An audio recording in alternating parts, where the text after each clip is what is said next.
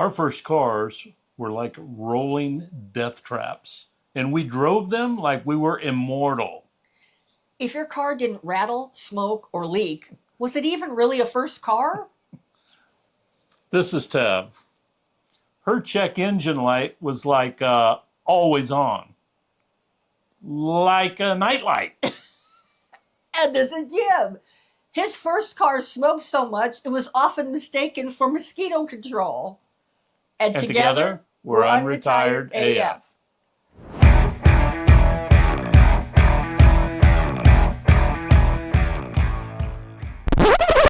Well, hello and welcome to today's episode of the Unretired AF podcast, the podcast created especially for the over 60 nonconformist group.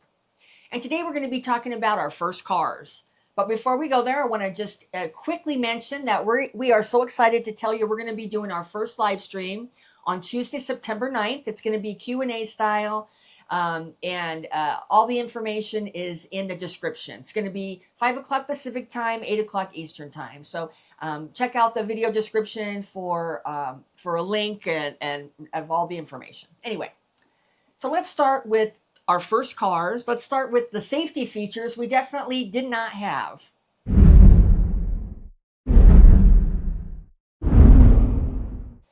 I mean, when I think back to my first car, I'm not even 100% sure if it even had a seatbelt. I know for sure the airbags were science fiction. There was no airbag. There wasn't even a thought of an airbag. Even the fancy cars didn't have the airbag back then. Dashboards were made of solid steel. So the funny part is that, you know, if you hit anything, the car would be perfectly protected and fine. Yeah. It would be your face that would be jacked up from it. I mean, they made cars to last back then.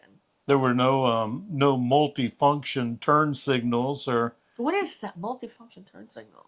Well, I still don't even know what that is. Like you can dim your headlights. That was a button on the firewall. Right, I love that. Yeah, you can't set your cruise control. Cruise what? We didn't have cruise control back then. No. My first car, not my first car. The first car I drove, my parents' car, was an LTD Brougham, a Ford LTD Brougham. It was high class, had electric windows, electric seats, and it had cruise control. Oh. Yeah. So that must have been a 70s car. Yeah.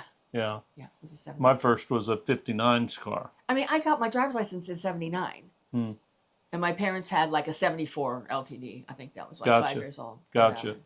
Anyway. Crumple zones, yeah, those were our knees. Right. And, you know, I had an old 59 truck. I could still pack myself and 5 other friends in the cab. Well, I mean, like it was nothing. And then have 10 or 15 in the bed. Well, that's with a keg. That's true. I mean, I know in that LTD, I think I fit 14 people in at one point. It was enormous. It was a boat. It was a boat. It was absolutely a boat. Well, and when those beasts broke down, which was often, we all became mechanics, even the girls.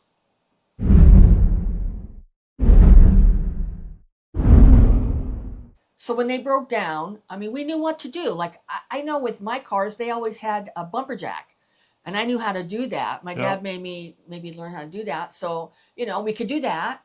Our toolkit was duct tape, a coat hanger, because invariably I would lock the keys in the car. And I could stick the coat hanger in, and it had the knob on the lock button, which you could pull up with the coat hanger. And then our biggest factor of our toolkit was prayer. Praying, God, I promise I'll be good if he just get me home. You know, and if it wouldn't start, you popped the hood and you said, try it now, like you'd actually done something. Yeah. So my old truck burned as much oil as it did gas. I had to probably twice a year cut new plywood, 3/4-inch plywood pieces for the floor. What kind of truck was it? It was a GMC, a 1959 GMC long bed. Was that the mosquito control? That was the mosquito control. I mean, that wasn't a joke. That was real. 6-cylinder, 3 on the tree, and I didn't need a clutch because it was so wore out. You could just basically speed shift. So that's the anti-theft device now. That is the anti-theft. You know, we did what we had to do. Right. If there was a hill and we had to bump start it, we Right. rolled down the hill and popped the clutch and started it. We jump started it if you had a dead battery and somebody was fortunate enough to be around you with cables and that. But, you know, preparedness, we just didn't do it. I always made sure I had an extra quart of oil with me. Right. But, you know, I know you had cars that overheated. I never had that problem with overheating cars. No. I had that Maverick. I had an early 70s Maverick. It would overheat and just turn off on the freeway. I would glide to the side. I always kept a couple of gallons of water in. I would pop the pressure thing on the radiator until all the steam, you know, went out of it. Then I would carefully take it off with a rag. I would fill it up with the water from the trunk, and it would start every time. It never once cracked the block. I mean, honestly, I did that probably over 100 times. Wow. We always had fuses in our glove box. Right. I remember that. I remember when somebody's muffler would crack or fall off, you know. Make sparks behind that car had character, man. Those people had some character. Oh my God. If the gas gauge was broken, you know, you kept good notes up. Okay, where have I gone since I put $2 in? That's when you could put $2 in it and get some. I can remember gas for me in Mississippi. I remember that the low that I can remember was 31 cents. Oh, wow. Yeah. So, yeah, I mean, if you wanted to ride, you made shit work. Well, if it didn't, you didn't ride. You were riding with somebody else. I have PTSD, which Jim knows about because I still have it to this day from things that happened in my teenage years. I mean, I have terror from that freaking tow rope. The tow rope. I won't even do that shit. Oh. They would always want me to be in the car that was being towed. And then I'm always in terror because there's, you know, the car's it's just in neutral. There's no power brakes. So I'm trying to slam on the brake not to crash into the car in front at a stop. I won't do that shit now. Jim's like, oh, we can just tow. I think you've tried to have me do towing with you. I'm like, no, you have to get somebody else. I cannot. I think on your Mitsubishi Galant. Oh, right. What a POS that was. That was terrible. But trust me, there were a lot of great cars that needed to have the tow rope brought out too. Yeah. So anyway, well, and luxury features, we had those too, kinda.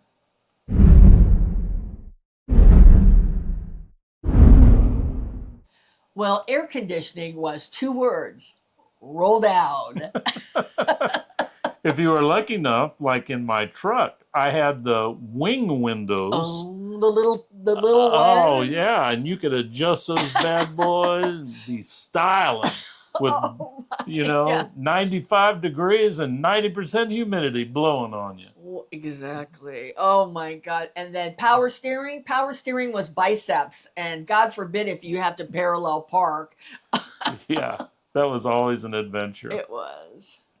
So let's talk about the radio. If you were lucky enough to have a radio, like you talked about coat hangers. Yeah. My radio antenna was a coat hanger. In the car? Yeah, where it should have been. Right. And, are you serious? Yeah, there were only like 6 stations that we could get. Oh, right. And it would, I don't even know if we had in the wind, it would bend. You could spin it, and yeah, it was quite the adventure. My heater, as I'm sure most, had 2 settings, hot and hell.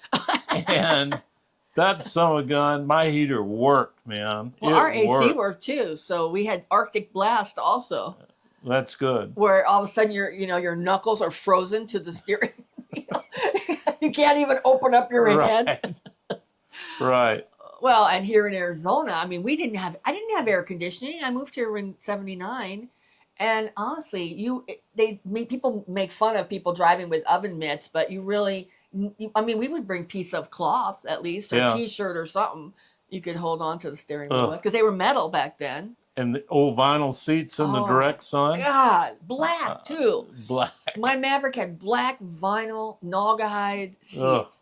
That was horrible. That's And crazy. and it's like I think about, like, I remember people I dated in high school by the cars they drove. Like, I remember there was the 442 guy, there was the Camaro, there was the T-top, what do you call that? The Trans Am? Trans Am with the T-tops.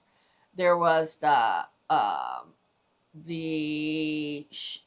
Charger and the Chevelle. So Wow. yeah, You were going after the rich guys. they were not rich. These were poor people working on their own shit in the garage. I mean, I remember one guy. I didn't date him, but we were friends, and he spent all this money saved up to get his car painted, and he brought it out, and it rained. Oh, And man. his paint looked like an orange peel on a beautiful Chevelle. I mean, he painted it copper, like copper penny. It was Wow. beautiful, but it had, I mean, it would look like an orange peel after. Wow. So, Wow. well, anyway, I mean, we're reminiscing about all this stuff, So why do we still smile when we think about those cars?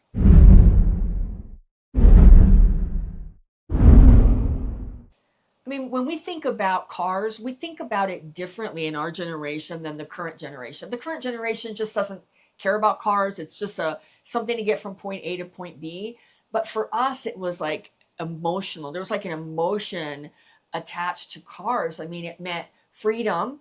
Yeah. Even if we needed a miracle to pass inspection, even if it was a piece of shit car, like my first car, that Maverick, it had dents on every single panel. There wasn't one dent-free panel on that car, but I loved it because it meant freedom for me. I could go, I could explore the world with it. I mean, it was mixtapes, it was late night cruises, it was, getting lost with a paper map or that freaking Thomas guide. Yeah. I was just sitting here when you were saying that. I don't even remember if we had to have inspections in South Mississippi. It wasn't at all the time. It was later. I know they always dinged us for registration. Right. Wow. Yeah. So, I think if you had an accident and repaired the car, you had to have it inspected back then. okay, But gotcha. I don't think you had to have emissions inspections. Yeah. For us, for me and my group of friends and everyone, a car was not just a mode of transportation. Right. It was a story machine. Right. And yeah, we barely survived, but that's what's made the memory so awesome. I'd drive my old '59 GMC truck again in a heartbeat. Wish I had it, actually. Yeah. Oh, I know.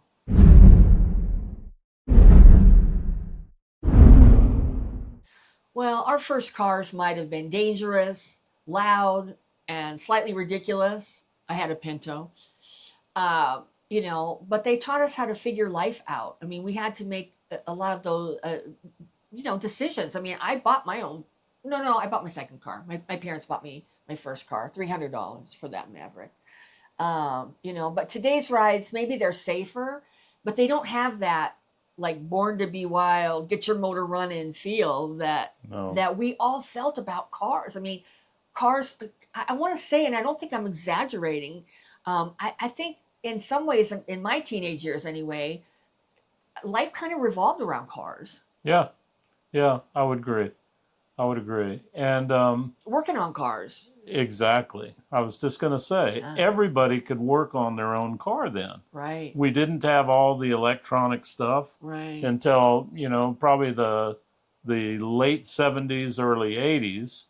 But you could change your own plugs and distributor cap and wires, and you didn't need a $100,000 computer to tell you what was wrong. And every guy had a little screwdriver to adjust the jets on his Holley 4-barrel carburetor. If our cars were so bad and